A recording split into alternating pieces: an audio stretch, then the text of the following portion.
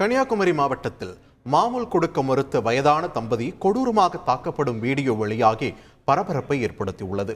முளகமூடு RC தெரு பகுதியைச் சேர்ந்த ஜஸ்டின் சுசிலா தம்பதி இறைச்சி வியாபாரம் செய்து வரும் நிலையில் அதே பகுதியைச் சேர்ந்த புஷ்பராஜ் உட்பட 7 பேர் சேர்ந்து ஜஸ்டினின் கடைக்கு சென்று ஈஸ்டர் செலவுக்கு பணம் கேட்டதாக கூறப்படுகிறது. பணம் கொடுக்க மறுத்த தம்பதியை அக்கும்பல் சரமாரியாக தாக்கியதுடன் ஜஸ்டினை அரிவாளால் வெட்டி கொலை மிரட்டல் விடுத்துள்ளனர். படுகாயமடைந்த தம்பதி மருத்துவமனையில் அனுமதிக்கப்பட்டுள்ளனர். தாக்குதல் நடத்திய கும்பலை போலீசார் தீவிரமாக தேடி வருகின்றனர்.